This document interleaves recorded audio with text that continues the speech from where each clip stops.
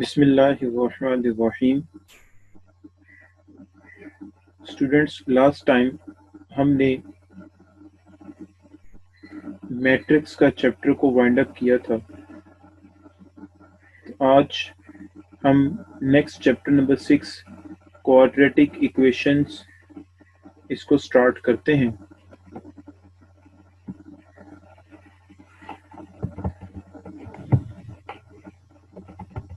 Quadratic equation, इसका सबसे पहले इंट्रोडक्शन थोड़ा सा देखते हैं, उसके बाद फिर जो है वो इसकी नेक्स्ट डिटेल में चलते हैं। इंट्रोडक्शन क्या है इसका? In the last chapter, our attention have been focused primarily on linear mathematics. However, as useful and convenient as the linear mathematics is, there are many phenomena which do not behave in linear manner and cannot be solved. In this chapter, we will be introduced to one of the more common non-linear equation and few applications in different areas. अब बेटा वो यहाँ पे ये कहता है कि जो प्रीवियस चैप्टर था उस चैप्टर में हमारा जो फोकस था वो सिंपल लीनियर इक्वेशंस पे था और उसको हम इजीली जो है वो मैट्रिक्स के फॉर्म में लिख के उसको हम सॉल्व कर लेते थे लीनियर इक्वेशन को। जैसा कि मैंने लास्ट लेक्चर में ही वेरी लास्ट लेक्चर में आपको मैंने ये बात सिखाई थी कि लीनियर इक्वेशंस दो हमारे पास या तीन लीनियर इक्वेशन हमारे पास मौजूद हैं इन वेरिएबल 2 और 3, देन हम उसको मैट्रिक्स के फॉर्म में लिख के हमारे पास दो बेसिक मेथड जो थे, एक मैट्रिक्स इन्वर्शन मेथड और दूसरा क्रैमर रूल को यूज करते हुए हमने उसको सॉल्व किया था। लेकिन अगर स्टूडेंट्स वो लीनियर इक्वेशन की बजाय वहां क्वाड्रेटिक इक्वेशन आ जाए या इसके अलावा जो है वो quadratic equation in different style में आ जाए, तो उस वक्त हम उसको कैसे डील करेंगे? तो उसके लिए हम आज जो चैप्टर स्टार्ट कर रहे हैं क्वाड्रेटिक इक्वेशंस, वो ज़्यादा हेल्पफुल होगा एज कम्पेयर टू मैट्रिक्स उसको सॉल्व करने के लिए। तो फर्स्ट ऑफ ऑल हम पढ़ते हैं कि क्वाड्रेटिक इक्वेशन होती क्या है।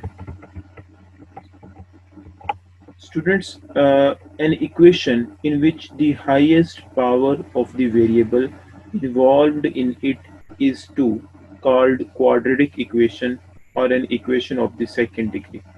Simply स्टूडेंट्स, ऐसी इक्वेशन जिसमें वेरिएबल की मैक्सिमम पावर 2 हो, हाईएस्ट पावर 2 हो, उसको हम क्वाड्रेटिक इक्वेशन कहते हैं। The general or standard form of the quadratic equation in variable x is of the form, वो ये उसने यहाँ पे लिखी हुई है, ठीक है। तो जो प्रीवियस चैप्टर था उसमें हमने पढ़ा था लीनियर इक्वेशन के बारे में, जो मैट्रिक्स में हम उसको डिटेल से पढ़ चुके हैं।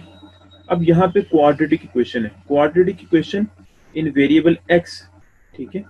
तो मैक्सिमम पावर अगर 2 है तो वो क्वाड्रेटिक इक्वेशन है। ये इसकी स्टैंडर्ड फॉर्म है बेटा। a, b और c ये तीनों नंबर्स बिलोंग करेंगे रियल नंबर से। रियल नंबर मीन वो नंबर रैशनल भी हो सकते हैं, इररेशनल भी हो सकते हैं, क्योंकि रियल नंबर इक्वल होता है q यूनियन q डैश, ठीक है। और a इक्वल टू 0 नहीं होगा कि अगर a ही 0 के इक्वल आ जाता है तो ये 0 से जब मल्टीप्लाई होगा एक्स स्क्वायर तो यहाँ पे सारा कुछ 0 हो जाएगा, तो पीछे हमारे पास मैक्सिमम पावर कितनी रह जाएगी? 1 रह जाएगी। मतलब bx plus c is equal to 0 ये हमारे पास रह जाएगा, ठीक है।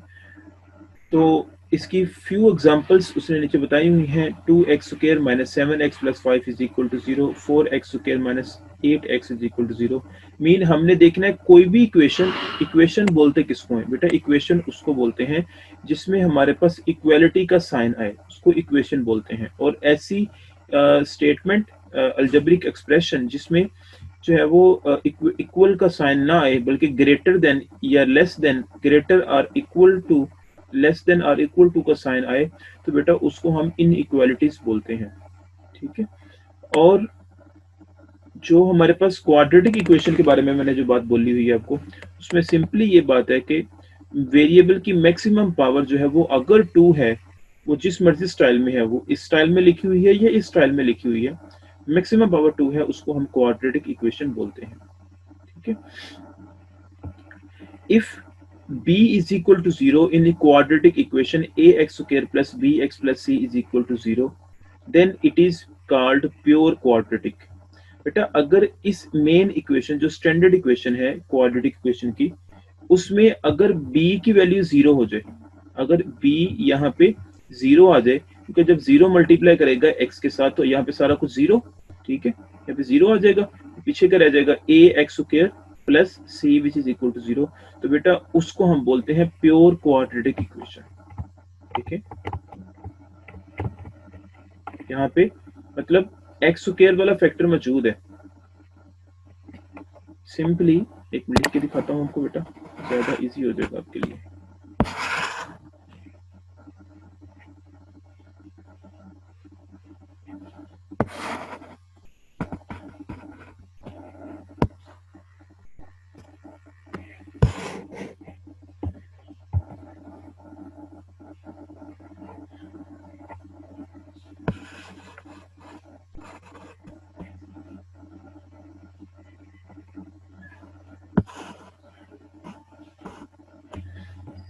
देखिए स्टूडेंट्स, यहाँ पे अगर हम कहते हैं कि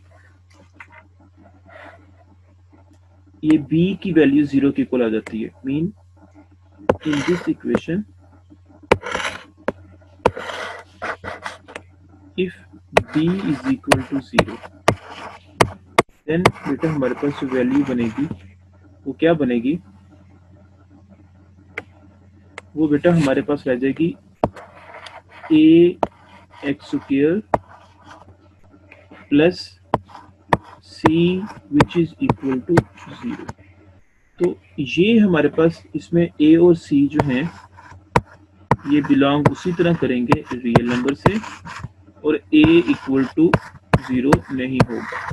तो बेटा ये जर्नल फॉर्म है प्योर क्वाड्रेटिक इक्वेशन। ठीक है, और उसकी एग्जांपल यहाँ लिखी हुई है कि a x square minus 4 is equal to 0, x square minus 9 is equal to 0 are pure quadratic equations, क्योंकि इसमें b वाला फैक्टर 0 है। थर्ड इंपॉर्टेंट रिजल्ट जो भी पहले बता चुका हूं कि if a is equal to 0, अगर इस इक्वेशन के अंदर बेटा a ही इक्वल टू 0 आ जाए, तो then it became linear equation like this. अगर यहाँ पे बेटा a इक्वल टू 0 बन जाए तो ये फैक्टर 0 और रिमेनिंग क्या रह गया, bx plus c which is equal to 0, ये रह जाएगा, और इसमें वेरिएबल की मैक्सिमम पावर 1 होगी। ठीक है, ये हम पहले पढ़ चुके हैं। इसी तरह बेटा जिसे मैंने लिखा है जनरल और standard form of the quadratic equation in variable x। ठीक है, तो ये वेरिएबल x में लिखी हुई थी स्टैंडर्ड फॉर्म। ठीक है, अगर मैं बोलता हूं कि स्टैंडर्ड फॉर्म लिखें क्वाड्रेटिक इक्वेशन की वेरिएबल y के अंदर, तो उसको आप ऐसे लिख सकते हो a y square plus b y plus c which is equal to 0। ये क्वाड्रेटिक इक्वेशन है, स्टैंडर्ड क्वाड्रेटिक इक्वेशन है इन वेरिएबल y के अंदर, इसी तरह वेरिएबल z के अंदर भी आप लिख सकते हो। होपफुली आपको बेटा ये बेसिक समझ आ गया होगा कि किस तरह हम किस तरह आइडेंटिफाई कर सकते हैं quadratic equation. Let's see, next है students solution of quadratic equation, के क्वाड्रेटिक इक्वेशन को सॉल्व किस तरह कर सकते हैं। To solve the quadratic equation 3 basic techniques are used. First of all factorisation, second है कंप्लीटिंग स्क्वायर, और थर्ड है quadratic formula. First of all हम सॉल्व करते हैं किस तरह क्वाड्रेटिक इक्वेशन को फैक्टराइजेशन की वजह से सॉल्व कर सकते हैं। ये आपने बेटा प्रीवियस क्लासेस में 9th या 10th में आपने चीज़ें पढ़ी होंगी, फर्स्ट ईयर में भी जिन्होंने FSC ICS किया उन्होंने भी पढ़ा होगा, लेकिन मैं दोबारा बता देता हूँ। आगे उसने लिखा हुआ है सोल्यूशन बाय फैक्टराइजेशन, कि फैक्टराइजेशन को किस तरह सॉल्व करते हैं, उसने उसको मैनुअल प्रोसेस लिखा हुआ है। मैं आपको डायरेक्ट समझाता हूँ तो ज़्यादा क्लियर हो जाएगी, बच्चे इसको पढ़ ले तब भी इसको समझ आ जाएगी। लेट्स सी बेटा, ये एग्जांपल है, solve 3x² plus 4x plus 1 by factorisation, कि इसको आप सॉल्व करें फैक्टराइजेशन की मदद से। बेटा जब भी आपके पास क्वाड्रेटिक इक्वेशन आए, ये बात याद रखिएगा कि सबसे पहले आपने देखना है कि उसमें से कोई कॉमन तो नहीं आता। अगर तो कोई कॉमन आता है तो सबसे पहला काम आपने उसमें से कॉमन निकालना है। अब देखें बेटा, यहाँ पे हमारे पास जो क्वाड्रेटिक इक्वेशन, ये सेकंड डिग्री इक्वेशन लिखी हुई है, इसमें से कुछ भी कॉमन नहीं आता। ठीक है, कॉमन का मीनिंग बेटा ये होता है कि हमारे पास ऐसी वैल्यू जो इसमें भी आ रही हो, इसमें भी आ रही हो और इसमें भी आ रही हो, या ऐसी वैल्यू जो इस वैल्यू पे भी डिवाइड हो रही हो, इस वैल्यू पे डिवाइड भी हो रही हो, इस वैल्यू पे डिवाइड भी हो रही हो। तो कोई नंबर ऐसा नहीं है सिर्फ 1 के अलावा जिसपे ये सारा कुछ डिवाइड ना होता। तो 1 अंडरस्टूड है, उसको निकालने की जरूरत नहीं होती। अब नेक्स्ट स्टेप बेटा आपने क्या करना होता है, नेक्स्ट स्टेप आपने ये करना होता है कि आपके पास बेटे जो ये लास्ट वाला फैक्टर होता है, ये लास्ट वाला फैक्टर, ठीक है, मीन +1, इसको और आपने ये शुरू वाले ए वाले नंबर को मल्टीप्लाई करना है। आपने साइड पे लिख लेना है 3 × 1, तो आंसर बेटा हमारे पास आ जाएगा 3 आ जाएगा। सिंपली आपने बेटा क्या करना है, ये जो हमारे पास लास्ट वाला नंबर सी नंबर जिसको स्टैंडर्ड फॉर्म में बोलते थे, और जो शुरू वाला ए नंबर था, उसको आपने मल्टीप्लाई करवाना है, तो आंसर उस साइड पे लिख लेना 3 बनता है। अब हमने दो नंबर ऐसे ढूंढने हैं कि अगर मल्टीप्लाई करें तो आंसर 3 बने, अगर जमा या माइनस करें तो बेटा ये नंबर प्लस का 4 बने, प्लस का 4 बने। ओके, अब यहाँ पे लेट्स सी देखते हैं। अब इसको लिखने का स्टाइल आपने एलसीएम से स्टार्ट करना होता है। आप जो नंबर यहाँ पे आया होता है इसको आप अंदर रखेंगे, अलामत प्लस हो या माइनस इसके साथ बन रही हो वो आपने बेटा इग्नोर कर देनी फिलहाल। लेकिन अब इसको देखेंगे, सबसे पहले इसको स्टार्ट करते हैं, 1 पे देखें डिवाइड करें, ठीक है, फिर 2 पे करें, फिर 3 पे देखें, 3 पे डिवाइड होता है, 3 1 ज़ा 3, ठीक है, 3 1 ज़ा 3। तो बेटा अब 3 को जब 1 से मल्टीप्लाई करेंगे, दो नंबर मिल गए, 3 को जब 1 से मल्टीप्लाई करेंगे तो बेटा मल्टीप्लाई करके 3 बनता है। लेकिन अब 3 में से एक प्लस करें या माइनस करें, क्या 4 बनता है? जी बनता है। जब 3 के अंदर +1 करें तो 4 बन जाएगा। इसका मतलब ये फैक्टर ठीक बन गए, 3 और 1। तो अब हम इसको लिख लेंगे, जैसे यहाँ पे उसने लिखा हुआ है इसके अंदर कि 3। अब लिखने का स्टाइल बेटा कैसे, जो पहले वाली वैल्यू होगी वो एज इट इज आ जाएगी 3x², ठीक है, उसके बाद लास्ट वाली वैल्यू भी +1 एज इट इज आ जाएगी, ठीक है। अब जो 3 और 1 है, स्टूडेंट्स आपकी मर्जी है कि पहले आप 3 लिख लें या आपकी मर्जी है पहले 1 लिख लें। इसने पहले 3 लिखा हुआ है तो तब भी ठीक है, अगर कोई स्टूडेंट 1 पहले लिख लेते तब भी ठीक है। तो अब 1 लिख या फिर 3 लिख लिया और उसके साथ यहाँ पे 1 लिख लिया, ठीक है। 1 लिखें या ना लिखें की बात है। लेकिन बेटा अब इसके साथ वेरिएबल कौन सा लिखना है, बेटा जो इस बी के साथ वेरिएबल आता है, एक्स या वाई कुछ भी है, वो बेटा इनके साथ वेरिएबल भी आएंगे। यहाँ पे एक्स और एक्स लिख दिए। अब प्लस का 3x प्लस का 3x प्लस का x, अब इनको ऐड करके देखें, प्लस का 3x और प्लस का 1 तो आंसर 4x बनता है। अगर इनको मल्टीप्लाई करें 3x को प्लस x से तो बेटा 3 1 ज़ा 3 और बेसिस सेम पावर जमा तो x² बनता है। तो ये पहली चीज हमारे पास कंप्लीट हो गई। तो अब बेटा आपने क्या करना है, नेक्स्ट स्टेप में पहली दो वैल्यू में से कॉमन निकालना है, पहली दो वैल्यू में से कॉमन निकालना है और लास्ट वाली दो वैल्यूज में से कॉमन निकालना है। पहली दो वैल्यू में कॉमन जो आ रहा है वो 3x आ रहा है और रिमेनिंग क्या रह जाएगा 3x। इसके लिए जब डिवाइड होगा तो पीछे क्या रह जाएगा, x रह जाएगा प्लस एज इट इज, और 3 जब x इसके डिवाइड होगा तो 1 आ जाएगा प्लस ऐसे ही। अब यहाँ पे बेटा कोई कॉमन नहीं आ रहा तो अंडरस्टूड इसका मीनिंग है यहाँ पे 1 कॉमन होगा, तो क्या होगा 1 होगा, ठीक है। +1 जब बाहर कॉमन निकालेंगे बेटा अंदर कोई इफेक्ट नहीं होगा, x+1 ऐसे ही आ जाएगा। अब बेटा आपने देखना है कि अगर तो ये ब्रैकेट वाली वैल्यू सेम बनती हैं x+1 और x+1, तो इसका मीनिंग है कि आपने जो यहाँ पे फैक्टर बनाए थे वो ठीक है, ये एविडेंस है आपका कि आपने ये फैक्टर ठीक बनाया।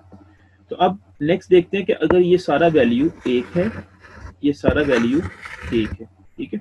तो बेटा अब इसमें से देखें तो हमारे पास x+1 यहाँ से कॉमन आ रहा है, तो रिमेनिंग उसके अंदर क्या रह जाएगा, उसके अंदर बेटा जो रह जाएगा वो आ जाएगा 3x प्लस यहाँ पे ये डिवाइड होगा तो 1 आ जाएगा। बेटा ये जब कॉमन निकालते हैं तो इसके नीचे डिवाइड होगा, मीन 3x इंटू x+1।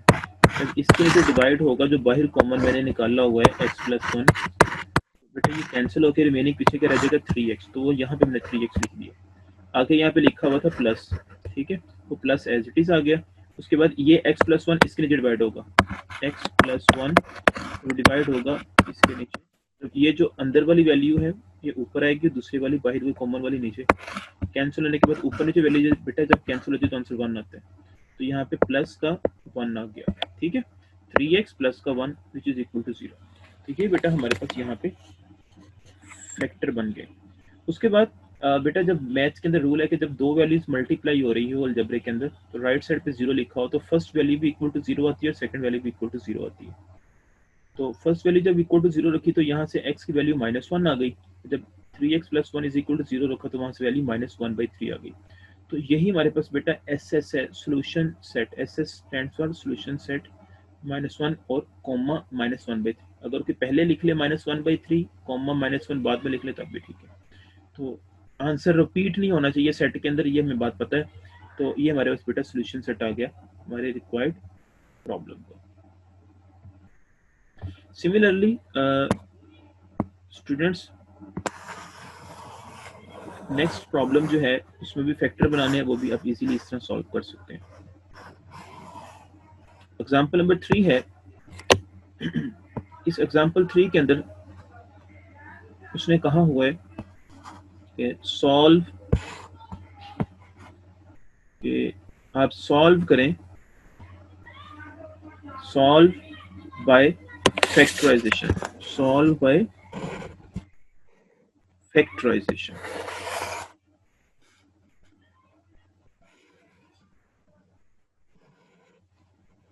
ठीक है, लेट्स सी एग्जांपल नंबर 3।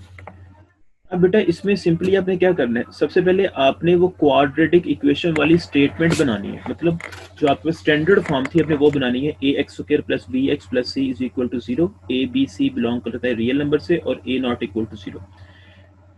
तो बेटा एक बात मैं और बता दूं, जो हम स्टैंडर्ड फॉर्म जब भी लिखते हैं तो अक्सर स्टूडेंट्स जो उसके डिटेल में बताना होता है a b c बिलोंग करते हैं रियल नंबर से और a इक्वल टू 0 नहीं होता, तो जब डेफिनेशन लिखते हैं तो इसको छोड़ देते हैं। बेटा ये गलत बात है, तो इसको अगर आप ये नहीं लिखेंगे तो आपकी डेफिनेशन इनकम्प्लीट होगी और नंबर आपके पूरे नहीं मिलेंगे।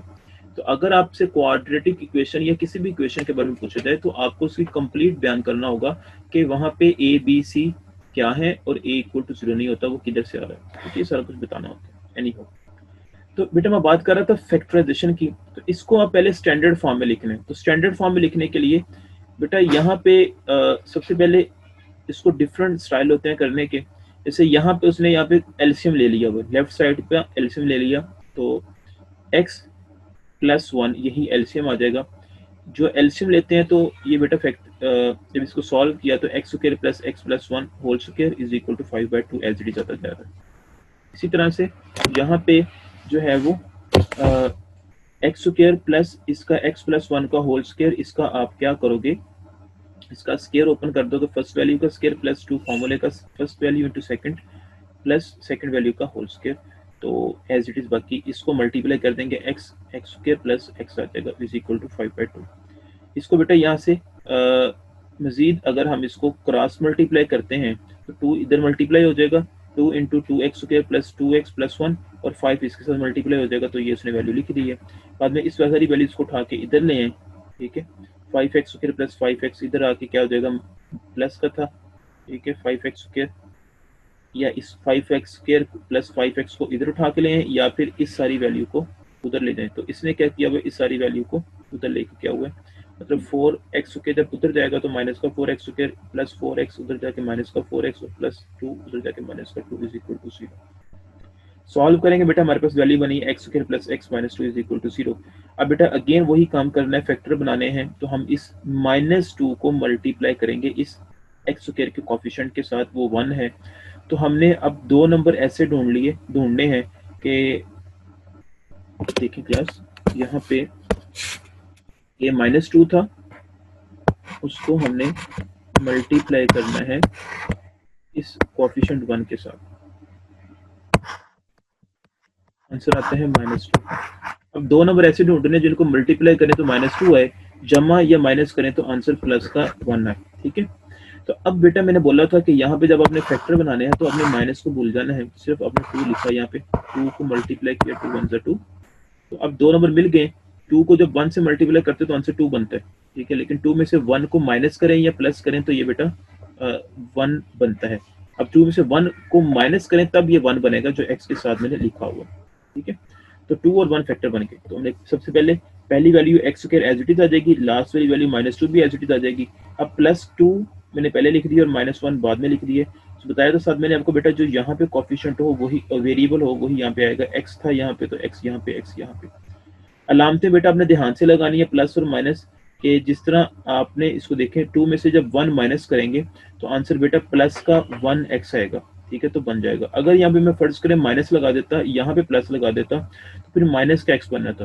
तो ये आपने देख लेना है कि प्लस आपने प्लस x बनाना है, तो इस वजह से देखना है कि आपने बड़ी रकम के साथ प्लस की लामत लगाएंगे तो तब जाके ये आंसर प्लस का x आएगा। अब प्लस के 2x को मल्टीप्लाई करें माइनस के x के साथ तो माइनस का x स्क्वायर बन जाता है। ठीक है, माइनस का 2x स्क्वायर, ये इसके साथ कॉपी वेरिएबल जो था वो भी बन जाता है। दिस मीन कि ये ठीक है। अब इसको बेटा आपने फर्स्ट 2 वैल्यूज में से कॉमन निकाल लिया और लास्ट 2 वैल्यू में से कॉमन निकाल लिया। पहली 2 वैल्यू में से जब कॉमन निकालेंगे तो x कॉमन आया तो इसके नीचे डिवाइड होगा x, तो x प्लस 2 आ गया। यहाँ पे बेटा माइनस कॉमन आ रहा है, माइनस का 1। ठीक है, 1 लिखा नहीं उसने, अंडरस्टूड मीनिंग है इसका। जब कॉमन निकालेंगे बेटा माइनस, तो बेटा याद रखिएगा अंदर जितनी वैल्यूज होती है ना ब्रैकेट के अंदर आएंगी वो सारी साइन चेंज हो जाएंगे। अब यहाँ -x था तो यहाँ +x हो जाएगा, या -2 था तो +2 हो जाएगा, विच इज इक्वल टू 0।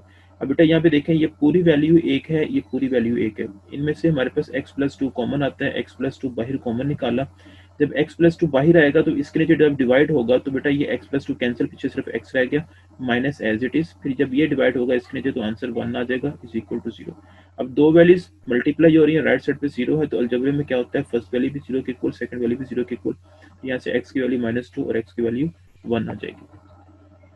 ठीक है, तो कुछ बेटा स्टूडेंट्स यहाँ पे फैक्टराइजेशन जो ये प्रॉब्लम होता है, इसको स्टैंडर्ड फॉर्म बनाने के लिए वो इक्वल के लेफ्ट साइड पे भी और इक्वल के राइट साइड पे भी जो जितने भी वैल्यूज आ रहे होते हैं ना फ्रैक्शन से नीचे, उन सभी का इकट्ठा ही एलसीएम ले लेते हैं। मतलब यहाँ पे 2 इंटू एक्स प्लस 1, तो जो आंसर आता है 2 इंटू एक्स प्लस 1, वो सारे को मल्टीप्लाई कर देते हैं दोनों तरफ में इक्वेशन के।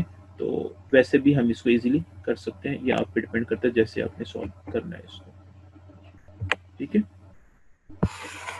नेक्स्ट स्टूडेंट्स, फैक्टराइजेशन से अगेन वैसे ही प्रॉब्लम है, वो आपने खुद ट्राई करना है, इजीली सॉल्व हो जाएगा।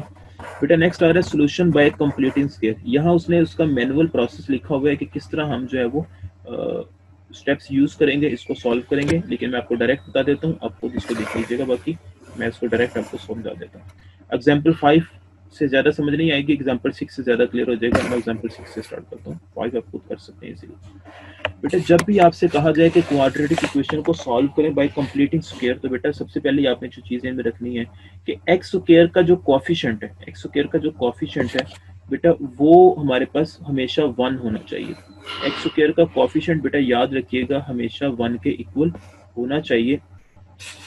अब यहाँ पे इसका कोएफिशिएंट अगर तो ऑलरेडी 1 है तो बेटा नो प्रॉब्लम, जैसे प्रीवियस प्रॉब्लम एग्जांपल में था कि वो ऑलरेडी 1 था तो हमें कुछ करने की जरूरत नहीं थी। लेकिन अब यहाँ पे 1 नहीं है, 2 लिखा हुआ है। जो वैल्यू कोएफिशिएंट में लिखी होगी बेटा उसी से डिवाइड कर देंगे हम, उसी से हम डिवाइड कर देंगे। जैसे यहाँ पे 2 है तो 2 से हम दोनों तरफ डिवाइड करेंगे।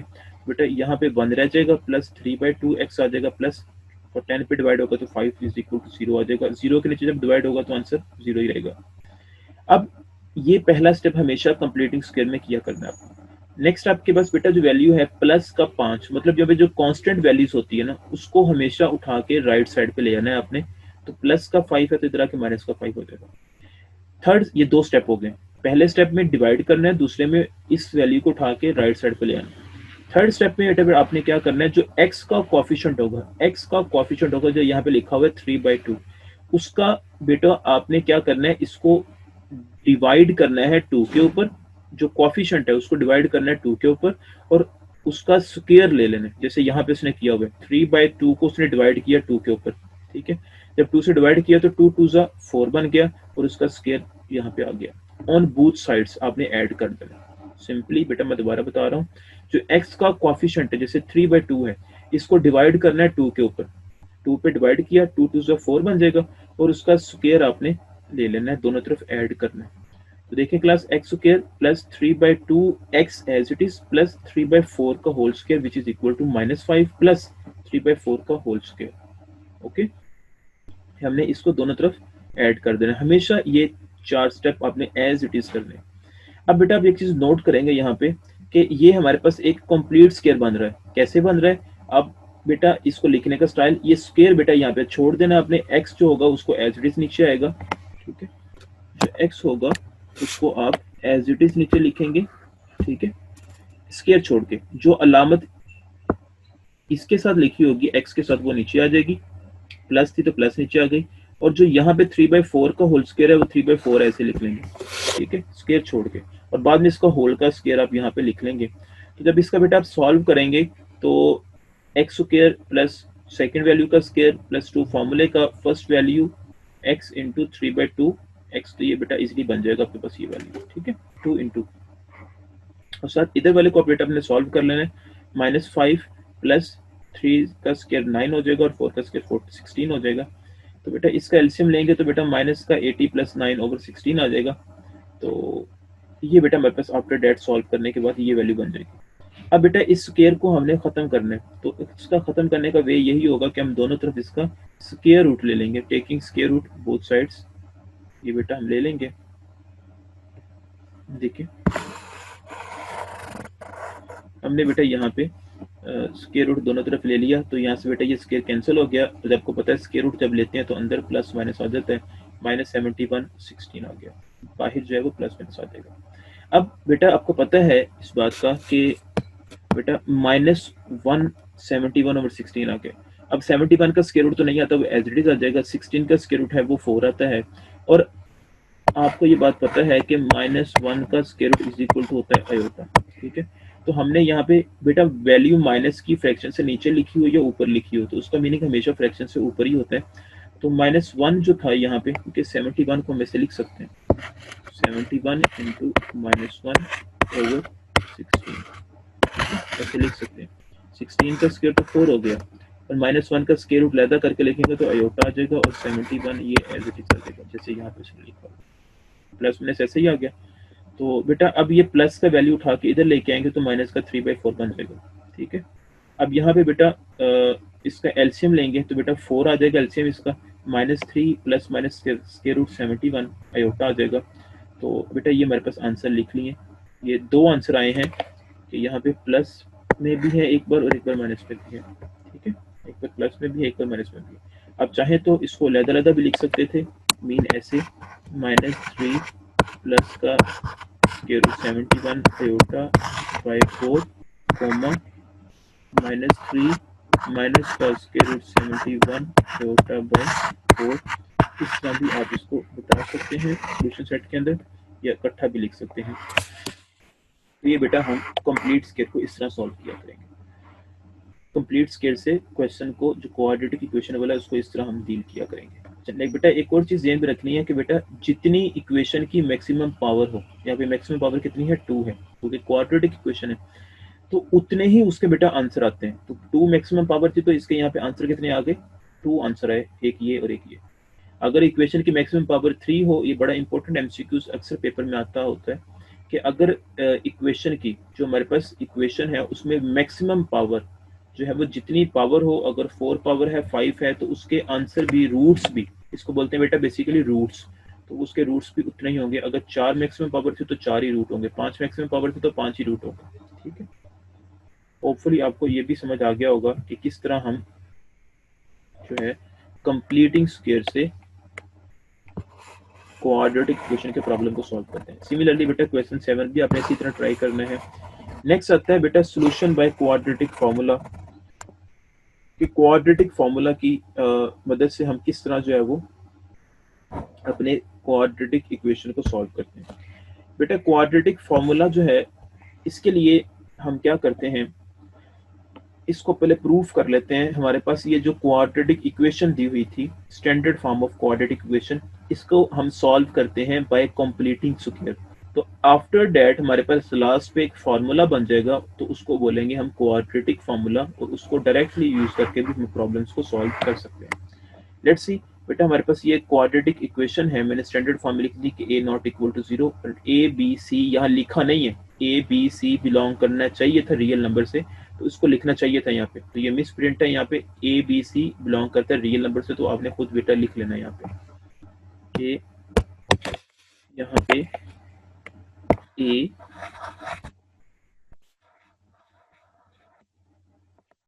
ए comma B comma C belong करना चाहिए, इसके पैरेलल लिखना है आपने, मैंने थोड़ा सा नीचे करके लिख दिया, आपने इसके पैरेलल लिखना है।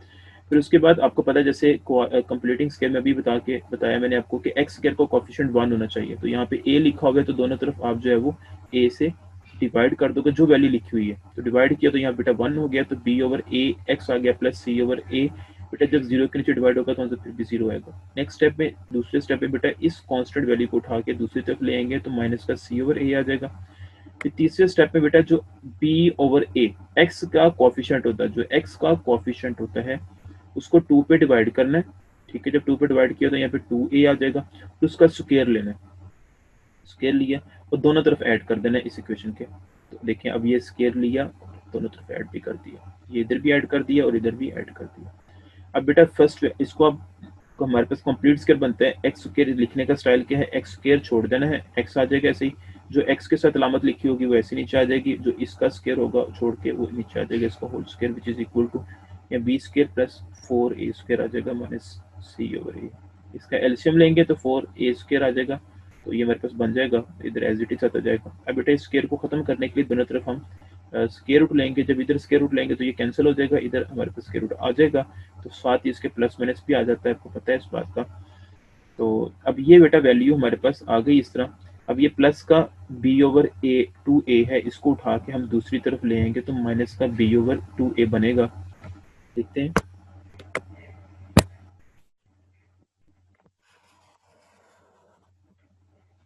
हमारे पास जब ये उधर गया तो ये माइनस का b ओवर a आ जाएगा, माइनस का b ओवर 2a आ जाएगा, ठीक है। यहाँ बेटा इसको लिखना चाहिए था 2a, यहाँ से मिसप्रिंट हुआ है, जब उधर आएगा तो ये माइनस का, ठीक है, माइनस का b ओवर 2a यहाँ पे आएगा, प्लस माइनस ये बाकी चीज़ ऐसे ही आ जाएगी।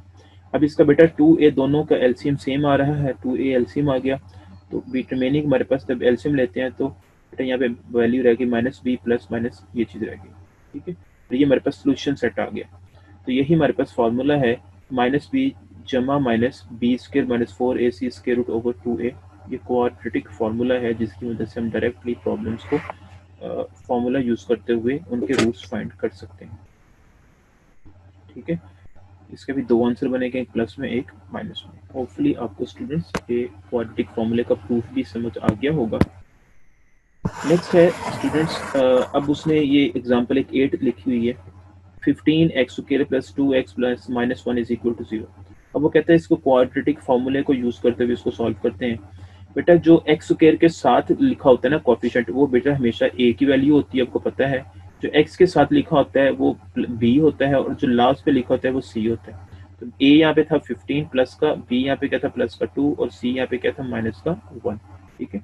अब यहाँ पे क्वाड्रेटिक फार्मूला यूज किया माइनस एक्स। अब देखो बेटा यहाँ पे कौन सा वेरिएबल आएगा हमेशा, बेटा जो वेरिएबल यहाँ पे दिया होगा, क्वाड्रेटिक इक्वेशन जिस वेरिएबल में दी होगी, अगर x में दी हुई है तो यहाँ पे x आएगा, अगर y में दी होती तो y आना था, यहाँ पे z में दी होती तो यहाँ पे z आना था। तो x में दी थी क्वाड्रेटिक इक्वेशन, तो यहाँ पे x आएगा -b plus -b square minus 4ac square root over 2 है।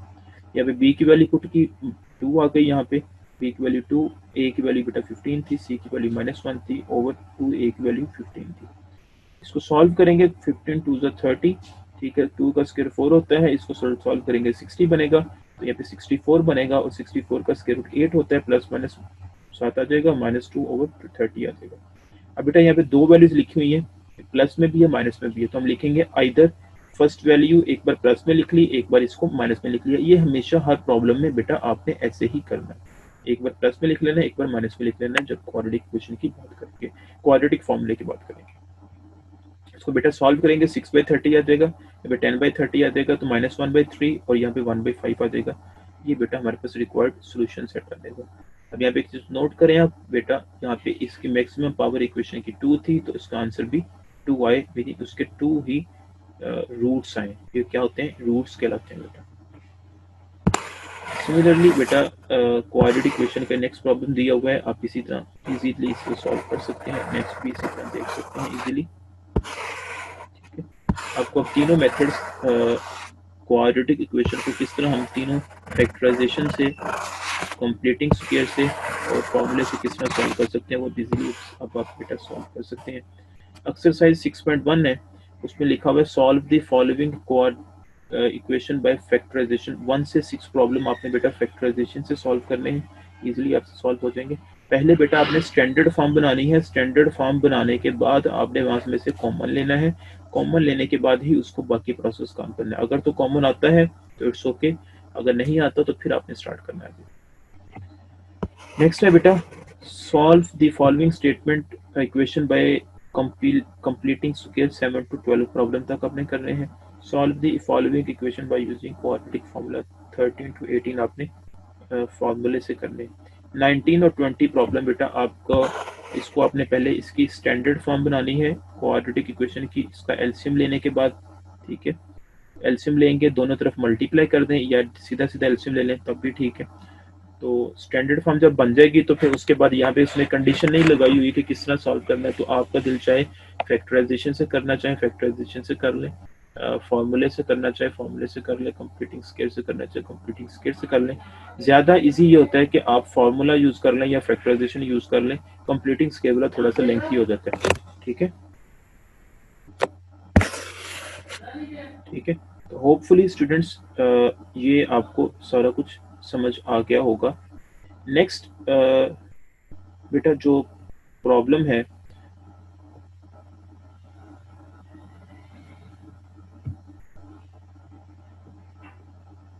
नेक्स्ट जो शुरू हो रहा है, तो हमारे पास जो टॉपिक है वो यही है हमारे पास, जो क्वाड्रेटिक इक्वेशन का ही, लेकिन स्टूडेंट्स उसके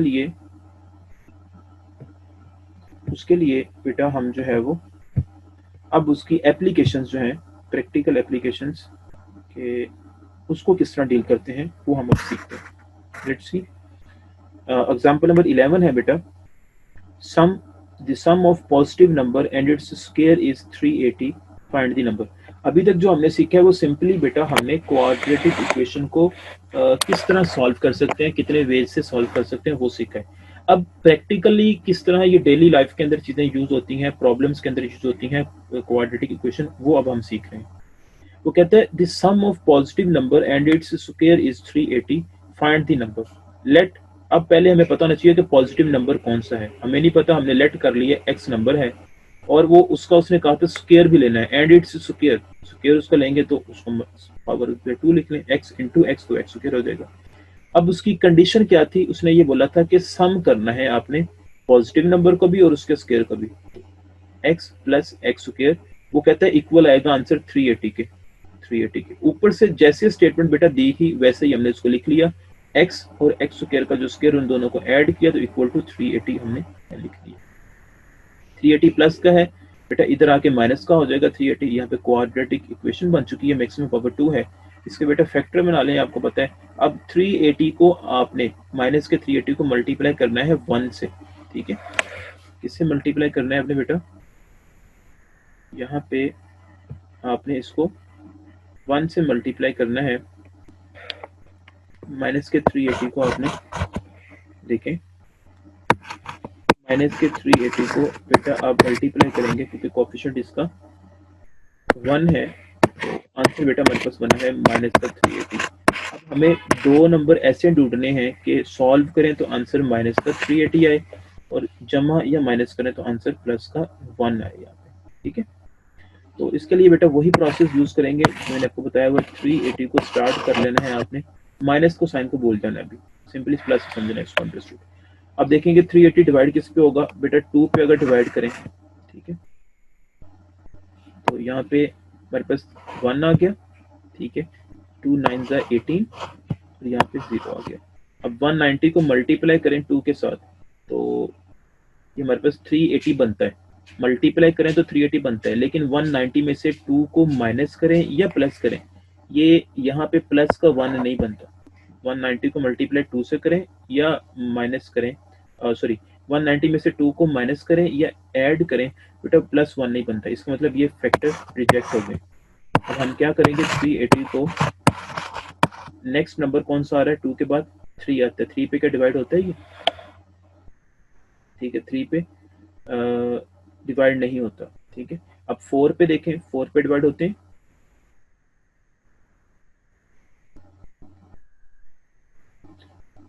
तो ये 4 पे डिवाइड भी नहीं होते। 5 पे देखें, 5 पे डिवाइड होते हैं, 5 पे देखें, 5 पे होते हैं। 5 को जब डिवाइड करेंगे 5 7 ज़ा 35 आएगा, ठीक है, वे 3 कैरी आ जाएगा और 6 बार 30 आएगा, ठीक है, तो ये बनता है। अब देखें 76 को मल्टीप्लाई 5 से करें तो बेटा आंसर 380 बनता है, लेकिन 76 में से 5 को माइनस करें या प्लस करें तो बेटा प्लस का 1 नहीं बनता। इसका मतलब इसी तरह फिर अब मजीद आप चेक करते जाएंगे, 6 पे देखेंगे, 7 पे देखेंगे, 8 पे देखेंगे। आफ्टर डेट बेटा जब आप पहुंचेंगे ना 19 पे, ठीक है, कि 19 को जब मल्टीप्लाई करेंगे 20 से, मीन यहाँ पे आप देखते हैं 380, अब इसको हम मल्टीप्लाई करेंगे 19 पे, ठीक है, 19 को जब करेंगे तो ये 20 बनेगा यहाँ पे, ठीक है। तो 19 को जब मल्टीप्लाई 20 से करेंगे तो बेटा आंसर आता है हमारे पास 380, ठीक है। जब इस 19 में से 20 को माइनस करेंगे तो बेटा आंसर हमारे पास प्लस का 1 बनता है, इसका मतलब ये दो फैक्टर ठीक बने। ये आपने इस तरह सिमिलरली चेक करते जाना, ठीक है, तो आपको भी समझ आ जाएगी इसी। अब जिसको मर्जी पहले लिख लें, 19 को पहले लिख लें या 20 को पहले लिख लें, इसने 20 को पहले लिखा है तब भी ठीक है। आपको पता है वेरिएबल कौन सा है जो यहाँ लिखा होता है, एक्स और एक्स ऐसे ही आ गया। अब प्लस का 20 बड़ी वाला वैल्यू के साथ प्लस की अलामत लगाएंगे, क्योंकि अगर छोटी के साथ लगा देते हैं तो सॉल्व करने के बाद यहाँ माइनस बन जाएगा, हमें यहाँ पे प्लस चाहिए तो इस वजह से मैंने बड़ी वैल्यू के साथ प्लस लगाया। अब इसको अब वेरिएबल कौन सा है जो यहाँ पे लिखा हुआ था एक्स, वो इधर आ गया। अब फर्स्ट 2 वैल्यू में से कॉमन निकालेंगे और लास्ट 2 वैल्यू में से कॉमन निकालेंगे तो देन आपसे इजीली इसको आप सॉल्व कर सकते। लेट्स सी, यहाँ पहले में से x कॉमन आ गया, नेक्स्ट में से हमारे पास बेटा क्या होगा 19, माइनस का कॉमन आ गया तो अंदर ये रह गया, ये दोनों सेम आंसर आए, इसका मतलब ठीक फैक्टर बनाए हैं। अब ये वैल्यू x प्लस 20 बाहर कॉमन आ जाएगा, जब बाहर कॉमन आएगा तो इसके नीचे भी डिवाइड होगा तो ये खत्म, पीछे x रह गया माइनस एज इट इज, जब इसके नीचे डिवाइड होगा तो ये खत्म, पीछे 19 as it is equal to 0। दो वैल्यूज मल्टीप्लाई हो रही है, राइट साइड पे 0 है, आपको पता है मैथ्स के अंदर रूल ही होता है कि जब एससीएल जबरे के अंदर हो रहा हो तो फर्स्ट वैल्यू भी इक्वल टू 0, सेकंड वैल्यू भी equal to 0, either x is equal to plus 19 होगा या x is equal to minus 20 होगा। अब बेटा हमने यहाँ पे एक नोट देखनी है, उसने कहा था सम ऑफ पॉजिटिव नंबर, उसने कहा था पॉजिटिव नंबर, उसने कहा था एंड इट्स स्क्वायर, कि हमें यहाँ पे चाहिए कौन सा नंबर पॉजिटिव। फर्स्ट ने पूछा था फाइंड द नंबर, नंबर कौन सा चाहिए, उसने बोला हुआ था पॉजिटिव नंबर बोला हुआ था, ठीक है। तो अब यहाँ पे देखें हमारे पास आंसर एक 19 बनता है और एक माइनस का 20 बनता है। अब क्योंकि पॉजिटिव नंबर बोला हुआ था तो नेगेटिव नंबर नॉट एडमिसिबल, ठीक है, तो ये हमारे पास नहीं होगा माइनस का 20, क्योंकि उसने शुरू में पॉजिटिव नंबर्स का कहा हुआ था, तो positive number is equal to 19। अगर उसने शुरू में कहा होता नेगेटिव नंबर के बारे में तो हमने फिर यहाँ पे माइनस का 20 आंसर लिखना था, प्लस का 19 को हमने कहना था कि नॉट एडमिसिबल, ठीक है। तो क्वेश्चन की स्टेटमेंट गौर से पढ़ेंगे तो इजीली आपको प्रॉब्लम समझ में आ जाएगा। नेक्स्ट है बेटा find 2 consecutive number whose product is 132, ठीक है। तो वो कहते हैं 2 कंसेक्यूटिव नंबर्स ढूंढ लेने हैं आपने और उनको जब मल्टीप्लाई करेंगे तो आंसर 132 बनता है। अब कंसेक्यूटिव नंबर्स क्या होते हैं बेटा, आप देखें गौर से जरा यहाँ पे बात, यहाँ पे बेटा कंजक्टिव नंबर्स वैसे तो अगर हम देखे जाए रियल लाइन के ऊपर तो ये 0 है, 0 के बाद हमेशा 1 आता है, 2 है, 3 है, इधर से देखें तो -1 है, -2 है, अब टू सॉन चलता जाएगा ये इन्फिनिटी तक, -इन्फिनिटी तक, इधर +इन्फिनिटी तक चलता जाएगा।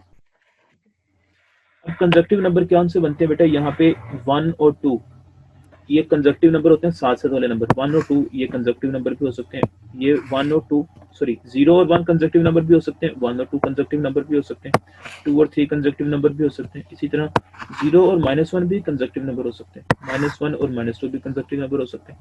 कंजक्टिव का मीन साथ साथ वाले नंबर। अब उसने कहा है कि कोई से दो कंजक्टिव नंबर्स को हमने लेना है और उसको प्रोडक्ट इक्वल टू उसका प्रोडक्ट इक्वल टू जो है वो 132 आता है, ये उसने हमें कहा। अब हमें ये पता नहीं कि कौन सा कंजक्टिव नंबर है, तो हम जनरल बात करेंगे कि बेटा मैं कहता हूं कि एक नंबर x है और उसका कंजक्टिव नंबर कौन सा होगा। देखें ना बेटा ये कंजक्टिव नंबर बनते कैसे हैं, अब हमने ये देखना है बेटा। अब 0 के अंदर क्या ऐड करें तो 1 बनेगा। देखो अगर मैं फर्स्ट को कहता हूँ कि लेट मेरे पास नंबर एक 0 है, ठीक है, तो इसका कंजक्टिव नंबर कौन सा बनेगा कि 0 के अंदर जब मैं ऐड करूंगा +1 बेटा इसका कंजक्टिव नंबर 1 बन जाएगा। अब 1 है मेरे पास लिखा हुआ, तो 1 के अंदर का कंजक्टिव नंबर क्या बनेगा, 1 के अंदर जब मैं 1 ऐड करूंगा तो बेटा इसका कंजक्टिव नंबर बनेगा 2। अब इसी तरह 2 है तो 2 के अंदर क्या नंबर ऐड करूंगा, 1 ही ऐड करूंगा तो इसका कंजक्टिव नंबर 2 का बनेगा जो कि 3 है। तो इससे बात समझ आई कि कंजक्टिव नंबर कैसे बनते हैं कि अगर उसमें ऐड करें, ठीक है। अब दूसरी तरफ देखें तो बेटा अगर मैं 0 में से, अगर 0 मेरे पास है नंबर तो इसमें से एक माइनस कर दूं, ठीक है, तो इसका फिर भी कंजक्टिव नंबर बनेगा लेफ्ट साइड से 0 और -1। अगर -1 के अंदर मैं जो है वो एक नंबर माइनस कर दूं बेटा -1 का कंजक्टिव नंबर क्या बन जाएगा, यहाँ पे सॉरी -1 लिखना था, -2 बन जाएगा, ठीक है। इसी तरह से -2 जो कंजक्टिव नंबर है इसके अंदर जब -1 में लिखूंगा तो -3 बन जाएगा जो कि -2 का कंजक्टिव नंबर है, ठीक है। तो यहाँ से मैं बात समझ आती है कि अगर हम +1 करें या -1 करें तो बेटा हमारे पास वो कंजक्टिव नंबर्स बन जाते हैं, ठीक है। अब हम जौन सा मर्जी मेथड यूज कर लें कंजक्टिव नंबर्स के लिए हमारे लिए हेल्पफुल होगा, उसके लिए हमारे पास रिजल्ट सेम आ जाएंगे। अब देखें यहाँ पे मैं लिखा हुआ कि x हमारे पास, मैंने कहा कि कंजक्टिव नंबर है क्योंकि मुझे नहीं पता मेरे पास नंबर कौन सा है, 0 है, 1 है, -1 है, -2 है, मैंने जनरल कह दिया x नंबर है। तो इसका कंजक्टिव नंबर क्या बनेगा, दूसरा इसका कंजक्टिव नंबर यही होगा ना कि x के अंदर हम या तो +1 कर दें वो उसका कंजक्टिव नंबर होगा इस x का, या मैं x के अंदर से माइनस कर दूं x -1 वो भी इसका कंजक्टिव नंबर होगा इस x का। तो अब हमारी मर्जी है कि हम यहाँ पे ये वाले दो कंजक्टिव नंबर यूज कर लें या फिर ये वाले दोनों कंजक्टिव नंबर यूज कर लें, आंसर पे कोई इफेक्ट नहीं होगा। अब यहाँ पे जो सॉल्व किया हुआ है प्रॉब्लम, उन्होंने ये दो कंजक्टिव नंबर लेके सॉल्व किया हुआ है x और x+1, ठीक है। तो उसने कहा है कि उनका जब प्रोडक्ट लिया जाए तो इज इक्वल टू 132 आते हैं as according to the given statement. अब अगर कोई स्टूडेंट चाहता है कि मैं इस तरह नहीं करना चाहता, मैं नेगेटिव वाले से करना चाहता हूँ, तो वो भी इस तरह कर ले कि वो क्या करे, x और -1 को x इंटू x-1, मतलब वो यहाँ पे इस कंजक्टिव नंबर की बजाय या बेटा x-1 ले ले तो तब भी ठीक होगा। मीन x इंटू x-1 दो कंजक्टिव नंबर्स आगे, उनको यहाँ सॉल्व कर ले, मीन स्टेटमेंट इस तरह बन जाएगी x into x-1 which is equal to 132। तो कोई इसको सॉल्व कर ले बेटा, ये इसको सॉल्व कर ले, दोनों में आंसर पे कोई इफेक्ट नहीं होगा। होपफुली स्टूडेंट्स आपको ये बात समझ आ गई होगी कि किस तरह हम जो है वो स्टेटमेंट बनाते हैं, कंजक्टिव नंबर्स कैसे बनाते हैं, ठीक है। अब इसको बेटा, अब जब हम इसको सॉल्व करेंगे, हम सॉल्व करेंगे तो बेटा हमारे पास क्या बनेगा यहाँ पे कि x² plus x minus 132 which is equal to 0 बन जाएगा। और बेटा आपको पता है a की वैल्यू यहाँ पे 1 है, b की वैल्यू 1 है और c की वैल्यू -132 है। बेटा इस तरह के क्वेश्चंस को जब हम फैक्टर बनाते हैं तो उसमें भी ज्यादा टाइम लगता है सोचने के लिए, ठीक है। तो ज्यादा बेस्ट ये होता है कि आप फौरन से इस पे फॉर्मूला लगा दें, वो ज्यादा इजी होता है क्योंकि उसमें सोचना नहीं पड़ता आपको। लेकिन अगर स्टूडेंट फॉर्मूला फैक्टर भी बनाना चाहे तो उसमें भी कोई प्रॉब्लम नहीं है, वो इसको इजीली फैक्टर इसके बना सकता है, ठीक है। अब उसने फॉर्मूला गया -b प्लस -b² -4ac/2a, तो यहाँ पे वेरिएबल x आ रहे थे तो उसने लेफ्ट साइड पे x लिखा, अगर वेरिएबल y आ रहे होते हैं तो यहाँ पे y आना था, वेरिएबल z आ रहे होते तो यहाँ पे z आना था, ठीक है। वैल्यूज पुट की, सॉल्व किया, तो उसके बाद हमारे पास आंसर यहाँ पे प्लस का 23 माइनस का 23 बन जाएगा, और इसको सॉल्व करने के बाद आंसर हमारे पास x इज इक्वल टू 11 और x इज इक्वल टू -12 बन गया। अब बेटा अब हमने देखना है, क्योंकि उसने हमें बोला था कि आपने नंबर बताना है, ठीक है, उसने कहा था 2 कंसेक्टिव नंबर बताने, ठीक है। अब यहाँ पे प्लस और माइनस का हमें कोई नहीं बताया गया था, जैसे प्रीवियस प्रॉब्लम में था ना कि उसने पॉजिटिव नंबर्स कहा था, यहाँ पे कुछ नहीं ऐसा लिखा हुआ था। तो अब हम क्या करेंगे, हम दोनों नंबर्स को यूज करेंगे, x इज इक्वल टू 11 ले लें या x इज इक्वल टू -12 ले लें। तो हम ये पहले बात करते हैं कि हम कहते हैं कि द रिक्वायर्ड नंबर्स आर, वो क्या है, x, x+1, ठीक है, या फिर हमने 2 बार लिख लिया इसको x, x+1। एक बार हम क्योंकि शुरू में लेट यही नंबर किए थे ना, x, x+1, तो एक बार इसमें आप 11 पुट कर दें, एक बार इसमें -12 पुट कर दें, ठीक है। तो जब 11 पुट किया तो यहाँ पे कॉमा 11 यहाँ पे आया तो ये 12 हो गया। इधर लिखा जब हमने -12 में से +1 किया तो -11 हो गया। तो कंजक्टिव नंबर हमारे पास यहाँ पे -11 माइनस कॉमा -12 हो सकते हैं, या तो ये कंजक्टिव नंबर हो सकते हैं, या फिर 11 और 12 कंजक्टिव नंबर हो सकते हैं, ठीक है। तो या प्लस वाले हो सकते हैं या माइनस वाले हो सकते हैं। तो इस तरह आपने बेटा इसको इजीली बता सकते हो। होपफुली बेटा आपको ये प्रॉब्लम समझ आ गया होगा। नेक्स्ट है students applications of quadratic equations. ये उसने 21, 22, 23, 24 प्रॉब्लम लिखे हुए हैं। जिस तरह मैंने अभी बेटा आपको प्रॉब्लम सॉल्व करवाए हैं, वैसे ही आपने इसकी 2 प्रॉब्लम्स करवाए हैं मैंने, उसी तरह से आपने बेटा इसको करना है। तो होपफुली आपको आपसे इजीली ये सॉल्व हो जाएंगे। Students, if you have any problem related to this lecture, write in comment box or in WhatsApp group. Okay, Allah Hafiz.